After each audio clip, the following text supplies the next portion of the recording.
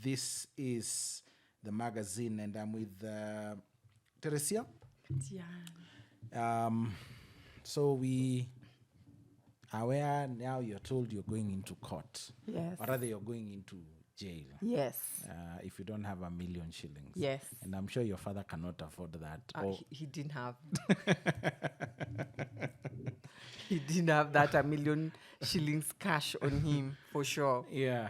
And it took a whole week to get the cash, to get it processed in the courts, and then for them to come and now present it at remand for me to be released.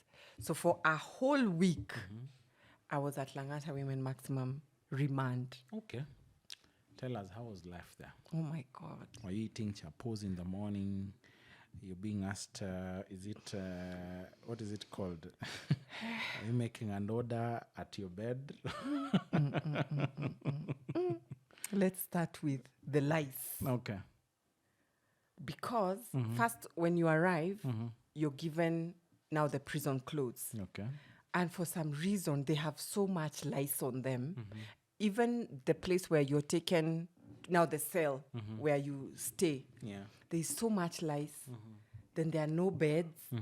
So there are these thin mattresses. And then because there are no beds, and it's intentional why they didn't have beds. It's so that when they lay those thin mattresses, then they'll arrange you like sardines to fit, because you're so many of you. Yeah. Ay, my goodness. That And was then a shock, huh? it was so shocking. The smell, one toilet for hundreds of women. It was just pathetic. Like, you can't wait to get out of there. I can imagine if the cleanliness, and I put that in quotes. Should watch out the video for this. What? We are concentrating on her. You will be shocked at It was her facial expressions. it was baptism by fire.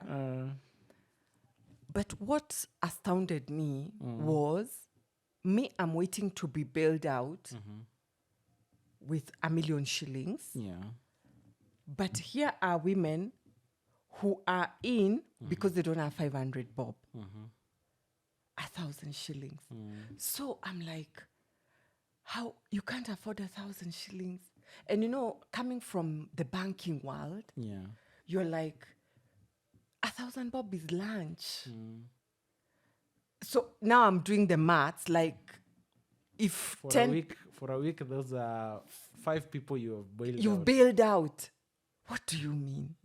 I was so shocked.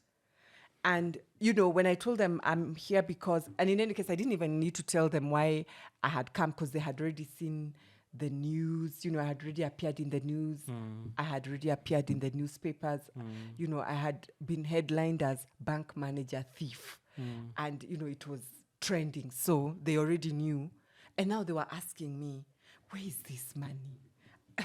And I'm like, you know me, I didn't steal. Then they laugh at me because everyone who comes to prison says, me, I didn't do. So I'm like, oh my goodness, okay, I really didn't do it. But now they would tell me, you're really going to stay here for so long because getting $1 million shillings, I don't know. But us, we're going to get our 500 bob, 1,000 bob somehow and leave while you continue casing while you're in here. So you can imagine when I came to be released, they were like, we knew it. She had stolen the money. It wasn't helping you in any way whatsoever. But I left with those women really in my heart. Yeah. Like, seriously, you can't afford 1,000 shillings. I'm sure you checked your bank account in your head. My goodness. I'm like, I can save a few people here. Wow. So I said to myself at that point, yes, I have come out of here. And because I will make sure I never ever step into a remand or a prison or ever again, at that time is what I say to myself, I will see how I will help these women. Because I could see for 1 week, taking a bath is a luxury. Either you don't have soap, you don't have, there's nothing you have. So even hygiene, your dignity, your self-esteem, it's just horrible, and especially for women. So I was like, I have to do something to help them. So I went to put my things in order because immediately I got out of remand, I was fired immediately. I was called by my employer and terminated there and then, because they were like, your case has been trending all over the news as a bank manager thief. You're So, spoiling for us your image. Anyway, I couldn't even focus on the job, like focus on my case. Like I need to clear My name. So I signed my termination letters and I was like, there goes my career. Then it's not like there goes my career, but you have your name. There goes my career. I'm in court and I'm trending all over as the bank manager thief. So what happened is that when I got out of remand, like 3/4 of the people I knew, none of them Wanted to do anything with you. like don't even like what? That's when you discover your true friends. Reality was checking in very quick. And you don't have a job. You don't that career forget. You don't have friends. And you have a court case. But you have to regroup and call yourself into a meeting and ask yourself, how are you going to face life? Yes, you have been shamed all over the world as a criminal. And people believe it, people were like, if she can be put in, get arrested, and she's in the news all over, it's true she's a thief. So people had already concluded. Yeah. What do they call it? Is it the public? Yeah, the public court had already, yes. The public court had already passed its judgment. and it was a done deal. Yeah. There's no one I was going to start explaining to, I'm innocent. That was not even it was not even being offered. Have you gotten a lawyer at this point? Now I've gotten a lawyer. Okay. So now it's strengthening my case. So, and then every 2 weeks, I had to be in court, either for a mention or the case proceedings. So sometimes we would go, it's adjourned, and so on and so forth. Yeah. But that was my journey for 2.5 years. But now you're out. Now I'm out. Okay. So when I come to court, sometimes I meet some of the women who I had left in remand coming for their dates. So I would give them soap. They would give me notes about where their children are to go and maybe pay school fees or check on them. Because the day they get arrested, they don't have an opportunity to Sort out themselves. Exactly. So the children are left alone and all that kind of stuff. So they go to this school, talk to the teacher, tell the teacher I got arrested, and all that kind of stuff. So actually, when I was not busy with my case, I was helping those women sort out their children and that kind of stuff. Because I had really vowed in my heart, I'm not just going to turn my back. I'm going to help them one way or the other. Yeah. So they were now my newfound friends. Or was it, at this point, is it when you started Clean Start or no? No, not yet. Nothing anywhere. All I want is to clear my name and then move on with my life. And I want nothing to do with this unjust criminal justice system. I just want to clear my name and, if possible, actually exit this country. Because how can you be a lawful, abiding citizen, contributing to the growth of the country, and then it takes you through this? Like, as soon as I clear myself, I'm out of this country also. So 2.5 years, I'm going through the court case. At that particular time, I also got blessed with my firstborn daughter. Okay. And I named her Oma, which means truth. Okay. Because every single day I would wake up, I'd say to God, what I see, what I have read in the Bible about you being a God of justice, about you being as in I had put God to the test. Now I had told him, I have read about you, I have heard about you. If there's one time you need to prove yourself, It is now. it's now. You parted the Red Seas. You know, all these stories I have been reading in your word. Yeah. I don't know, you led Joshua. You know, and I would really be like, God, this is your one time that you will prove yourself in my life. This week I was reading John 13. And something interesting stood out for me. There was a guy called Judas Iscariot, Yes. who was his treasurer. And Jesus knew he was stealing from them. But he never did anything wrong. He never, not anything wrong, but he never attacked him Yeah. throughout until when he betrayed him. And he even said, it is not I who will tell you, but you will see it for yourself and you will believe I am who I am. I believe that was the God you wanted to experience. Yes. And I did not only want myself to experience him and see. Even all those people, the prosecution, the magistrates, all those people, I was like, God, this is an amazing opportunity For you to reveal yourself. for you to show yourself to these people also. And I will not even need to tell them about this God. They will see for themselves.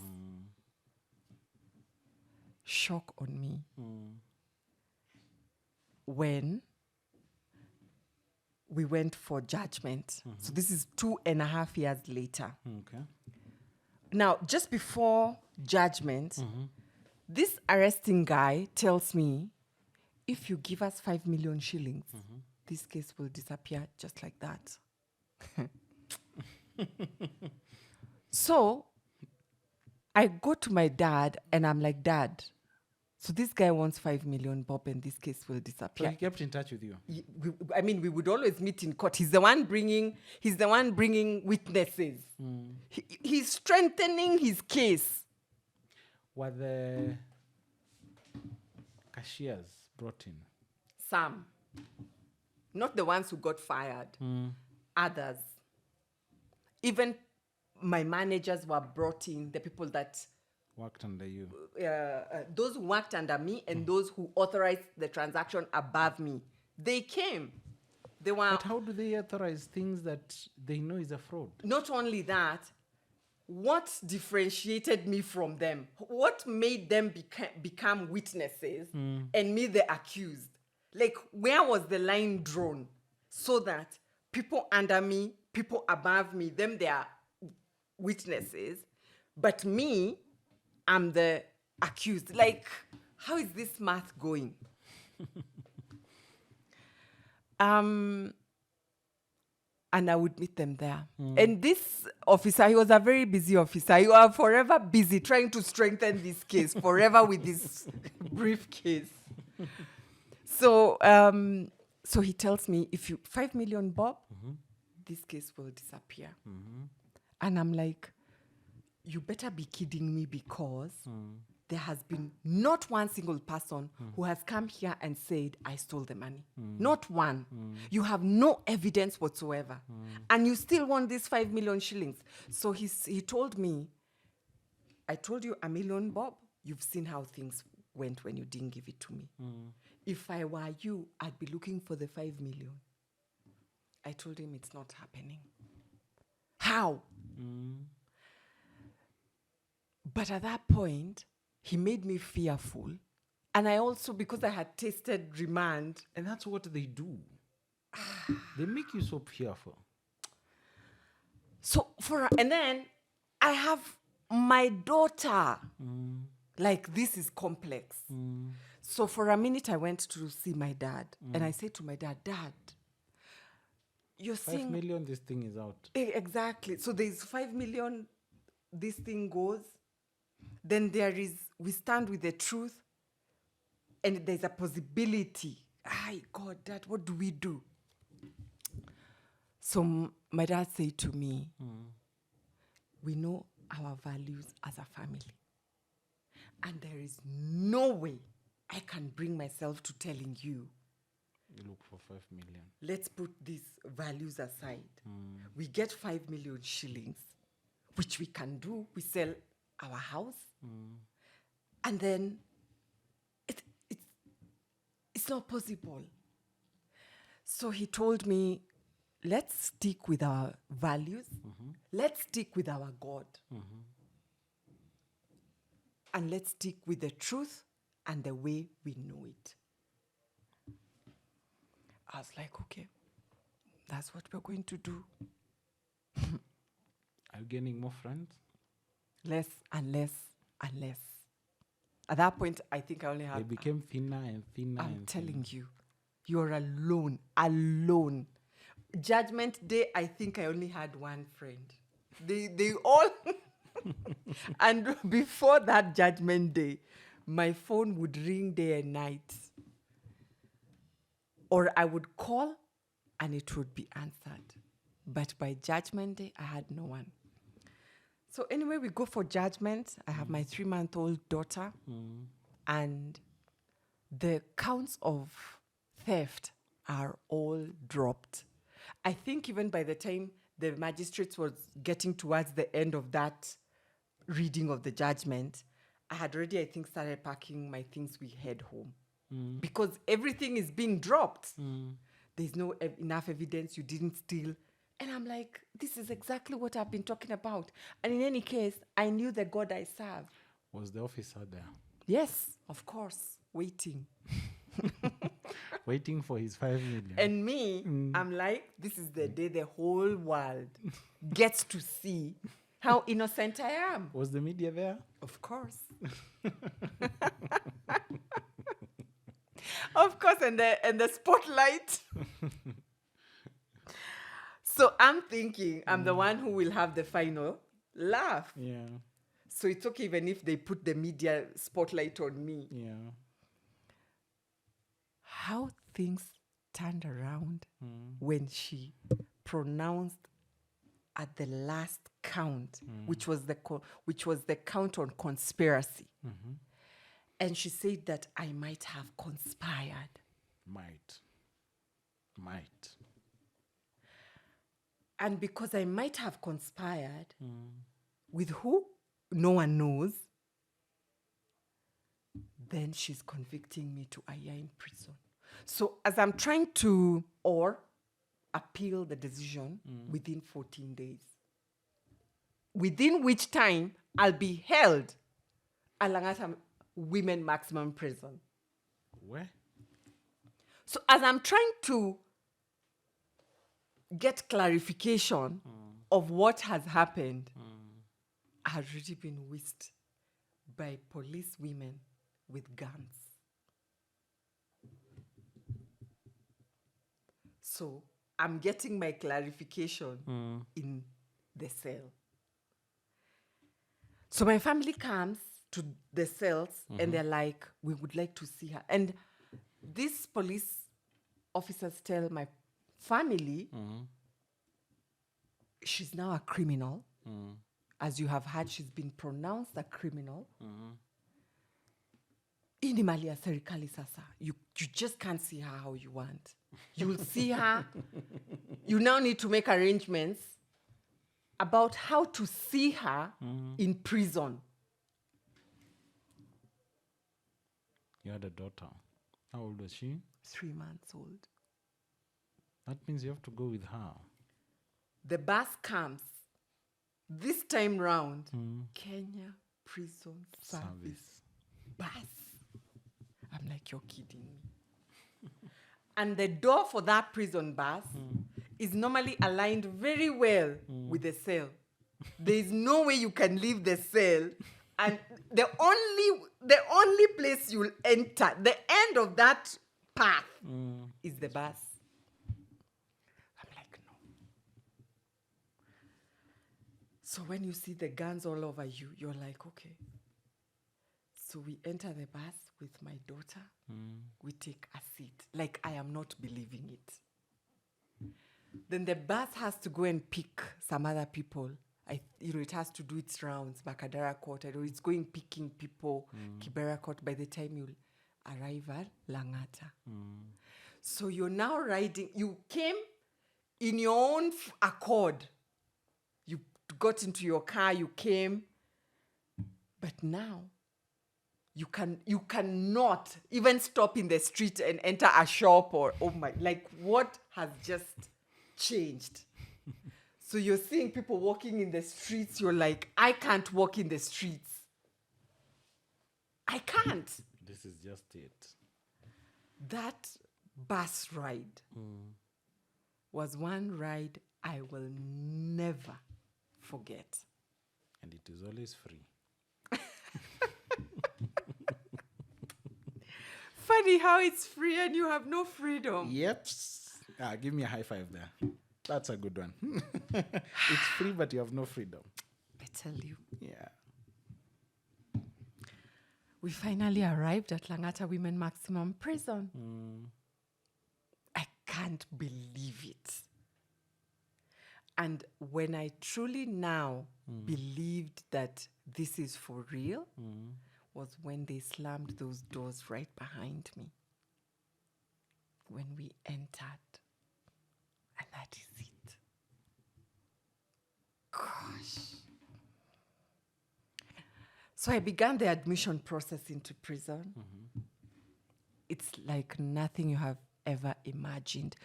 Right from how you dress into the prison uniform, it's very different from how you get into remand, because they want to make sure you've not come with any contrabands, because it is at that point of changing from your civilian clothes to the prison uniform where contrabands come in. So the check is so thorough, so cruel.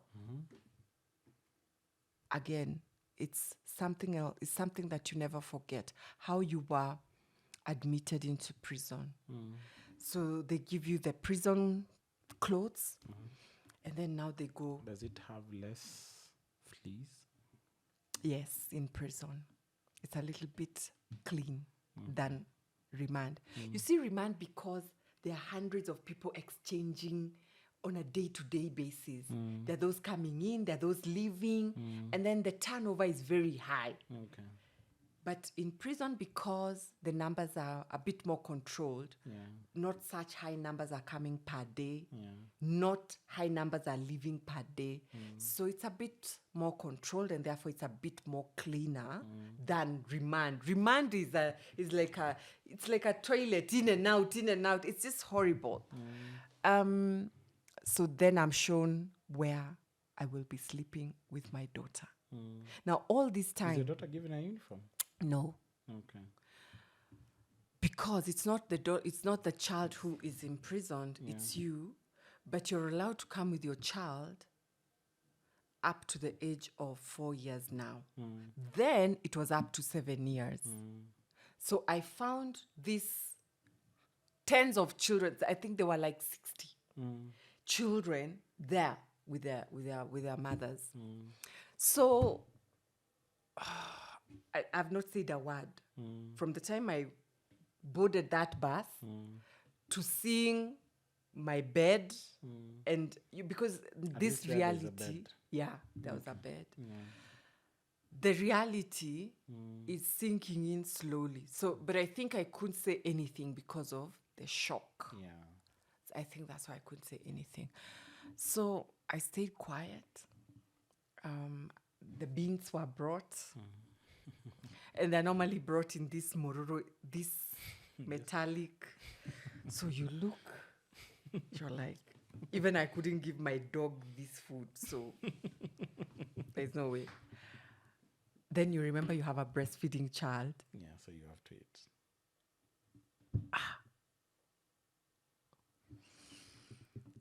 So reality really checks in. At this point, you told me something of and I want to bring it out. The economy. Yeah, There's a different economy there. I tell you. Did you start experiencing it in day one or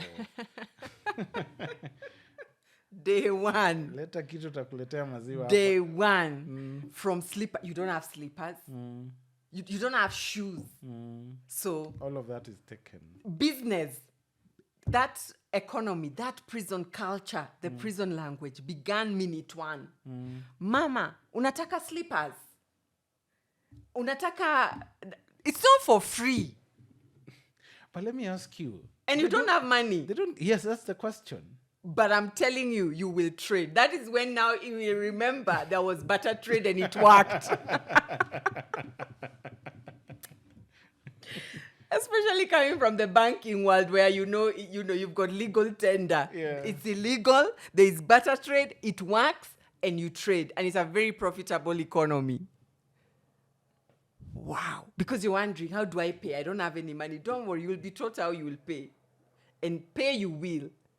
So how did you pay? So what happens is, oh my God, there's a whole entire economy in prison. When you're imprisoned, your visitors can come and visit you and bring you money, for example, to buy milk and that kind of stuff. However, as a prisoner, you're not allowed to touch money. It's controlled. So it's in the hands of officers. Okay. That means there are books of accounts there. Yes.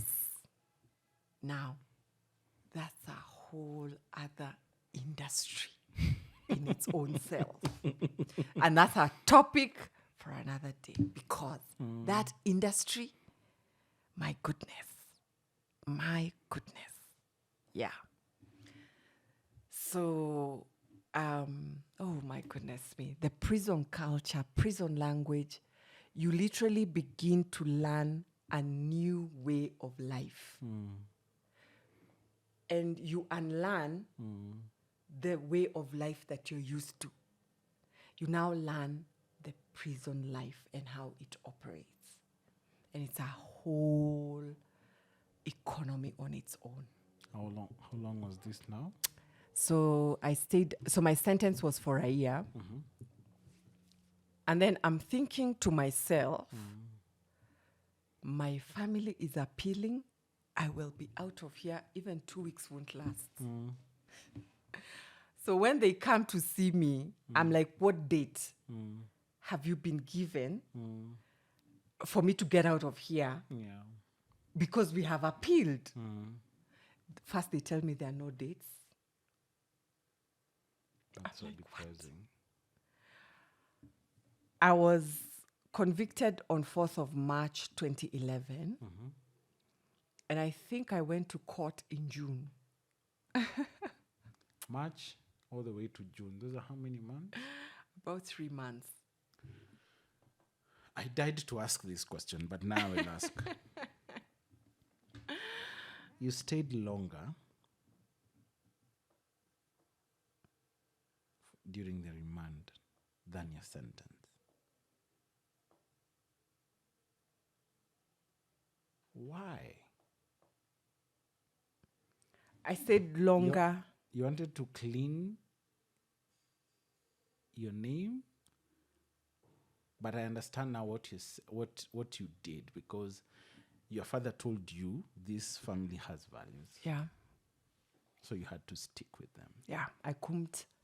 There was no other way. Yeah. I couldn't break the family values. Yeah. I couldn't. Yeah. I couldn't. I just couldn't break the family values. I couldn't.